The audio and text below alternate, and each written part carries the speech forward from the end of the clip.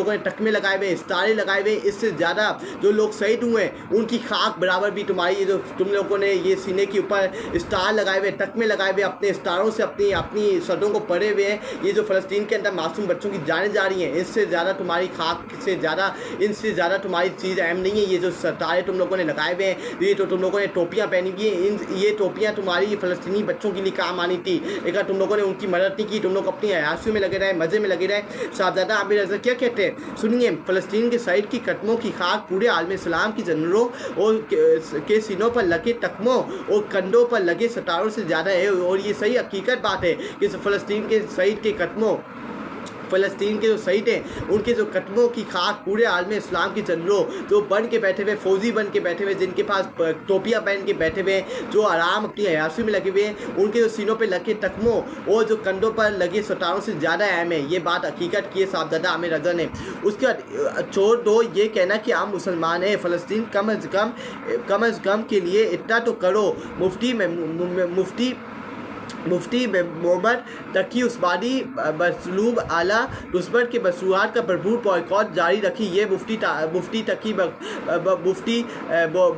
उस्मानी ने ये बात की है कि ये छोड़ दो कहना कि आप मुसलमान हैं। कैसे तुम मुसलमान हो जहाँ तुम अपने फ़लस्तीनी बहन भाइयों की मदद नहीं कर सकते, फ़लस्तीनियों के लिए आवाज़ बुलंद नहीं कर सकते, जहाँ तुम अपनी अयाशियों में लगे हुए हो, जहाँ अपने मज़ों में लगे हुए हो, तुम ये पैगाम भेजते हो कि आप मुसलमान हैं। ऐसा मुसलमान खिलाना अपने आप को छोड़ दो, सिर्फ तुम नाम के मुसलमान हो। साली बॉयकॉट का प्रोटेस्ट का बॉयकॉट करते रहा। उसके बाद अली मोहम्मद खान ने भी फ़लस्तीन के साथ आज़ादी एग्जैक्टी की, कौमी असेंबली में खड़े होकर उनके लिए तकरीर की कि फ़लस्तीनियों को आज़ादी एग्जैक्टी मिलनी चाहिए।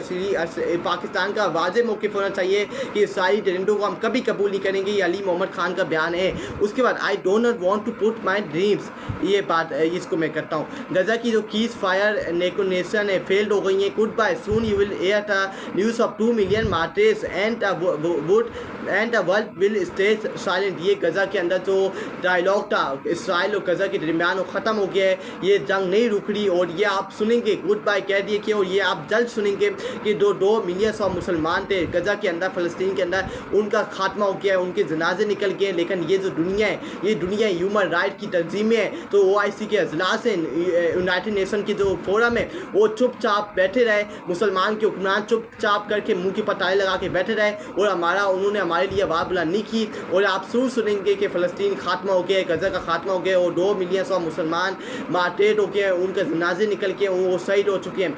आई do not want to put my dreams in graves. I do not want to think about how to survive and to get food water and life. Tell me we deserve life और not. Enough is enough. ये बात हकीकत है, गज़ा के अंदर पानी नहीं है, उनके पास खाने पीने की अशिया नहीं है। क्या वो लाइफ डिजर्व नहीं करते?